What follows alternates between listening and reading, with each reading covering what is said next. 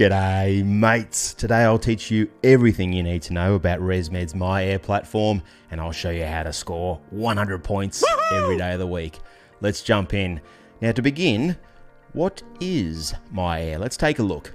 Available with AirSense and AirCurve machines, MyAir is an online support program and app that makes it easy to begin therapy, track your progress with daily sleep score and receive encouragement along the way. So MyAir is essentially an app for beginners designed to encourage them to stick with CPAP therapy, which can sometimes be a royal pain in the ass.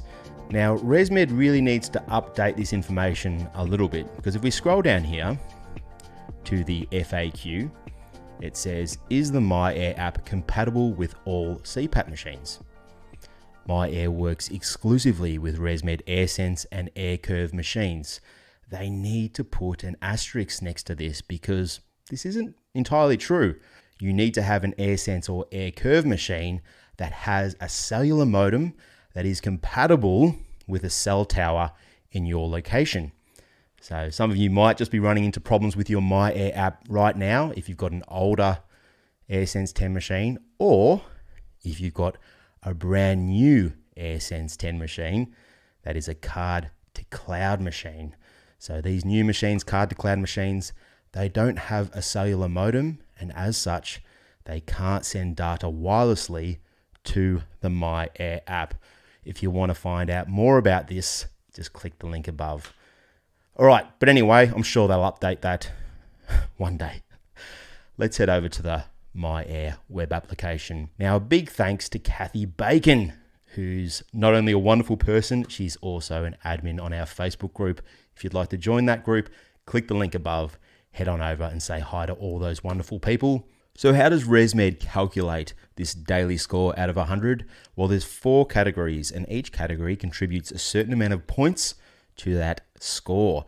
Now, the first category is usage hours. This is how many hours you use your device for over a 24-hour period from noon until noon the next day. And on this particular day, Kath used her device 7 hours and 24 minutes, which gave her a total score of 70 out of 70. So out of this MyAir score, which is 100, 70 of those points are for usage.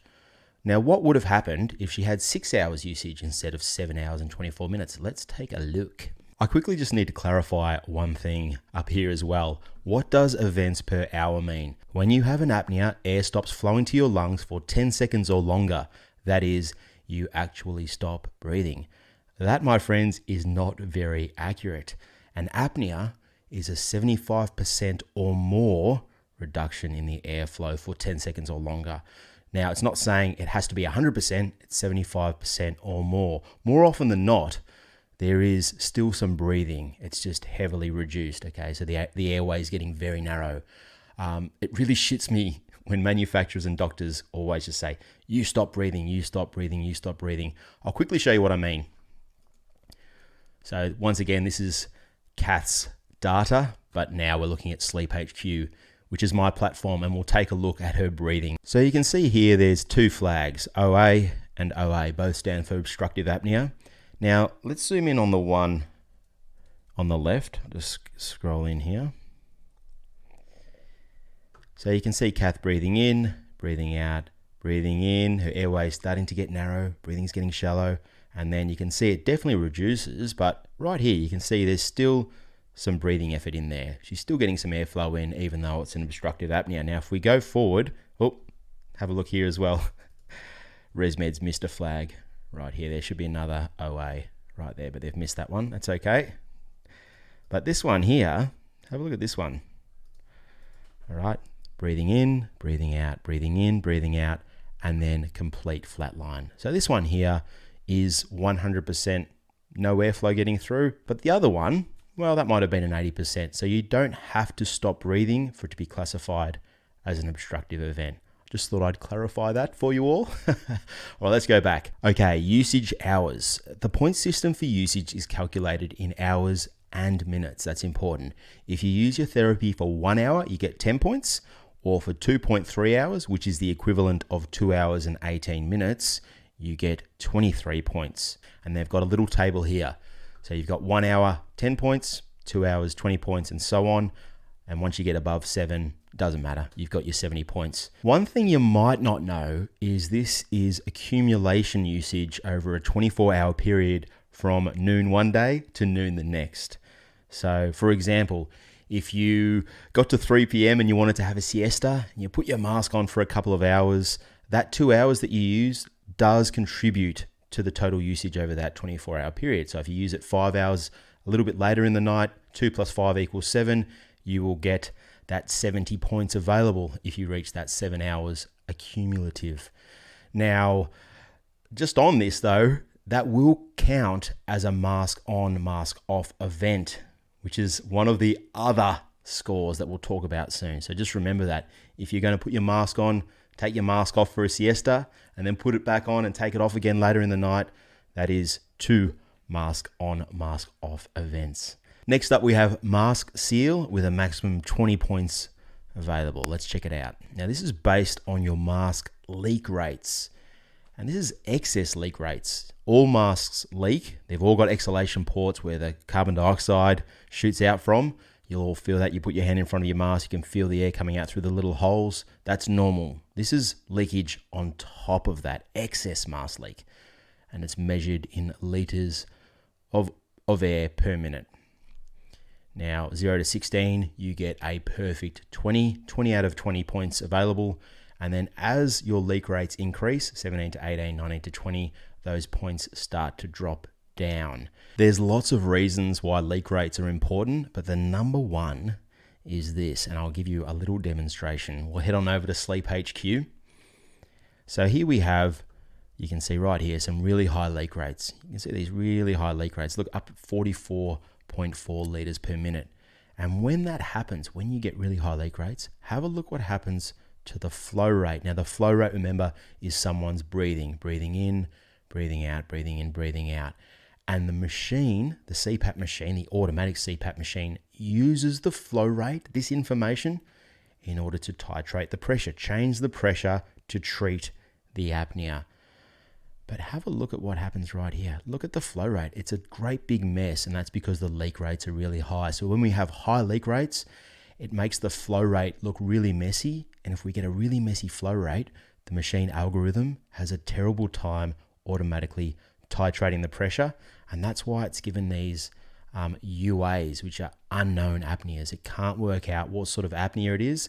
And because of that, it doesn't really change the pressure at all because it can't work out what to do. So that's the really important reason why we want our leak rates to be as low as possible. ResMed also says right here, if you use a nasal or nasal mask, that is a mask that doesn't cover your mouth as well, it's important to remember to manage air that can leak through your mouth. Mouth leak can give you a dry mouth and affect your therapy. For more information, blah, blah, blah. But what they're saying there is mouth leaks contribute to these leak rates. So if you're using a pillow mask and the air's coming out through your mouth, that will contribute to high leak rates. And that's exactly what happened in this Sleep HQ example here. These are mouth leaks. Here's a little tip for you with regards to leak rates. Make sure you switch your machine off before you remove your CPAP mask. If you just remove your CPAP mask, then there'll be a lot of air shooting out that mask, and that will add to the overall leak rates on the score. The next category is events per hour with a maximum 5 points available. Let's check it out. For those beginners, the events per hour is pretty much the same thing as the apnea hypopnea index, which is just a measure of how many apneas and or hypopneas are being reported or recorded on an hourly basis. And this is the scoring system here. So if you have an events per hour of between 0 and 6, you'll score the max 5 points. But as your events per hour gradually increases, so your apnea is not as well controlled, while you start losing points. And once you hit an AHI of 19 or more, no points for you. And the fourth category, which also contributes a maximum 5 points to the MyAir score, is the mask on, mask off. Let's check it out. The fewer times you take your mask on and off throughout the night, the more points you get. Now, this is a little bit confusing for some people, but basically each time you put your mask on and then take it off, that counts as one event. So every night you're guaranteed one event because we all put our mask on at some point and take it off at some point. So that's one event. And then if you get up and go to the toilet throughout the night, then you're going to take your mask off again and then put it back on. That's another event. So then you're already at 2 events. Now here's the scoring system. So between 1 to 2 events, you get 5 points. But if you need to go wee-wee for a second time, well, unfortunately, you're going to drop down to 4 points. Now, you may recall earlier when I was talking about the usage and giving you that siesta example, this is where the mask on off comes into play, because if you do have that siesta for a couple of hours, that's one mask on off event. And then later in the night, there's another event. So you're already up to your max 2 events available. If you get up and go to the toilet midway through the night, then you're going to be up to 3 events and you will start losing points. I know it's just a game, but some of you really want to get to that 100. And in order to do so, you need to understand the rules, even though I don't agree with them personally. And here's my thoughts on ResMed's MyAir platform. Yes, it's very, very basic. We know that, but it's designed to be that way. This app has one sole purpose, and that is to encourage patient compliance. And I think it does an excellent job at that. It's great for beginners. Let's put it that way. What ResMed could potentially do in the future is have 2 different modes. A beginner mode, which looks like this, and an advanced mode for those experienced users who want a little bit more information. And in the advanced mode, perhaps they could change up the category scores. So instead of events per hour being 5, they could make it 20 or 30 to really encourage those people to work on their apnea control.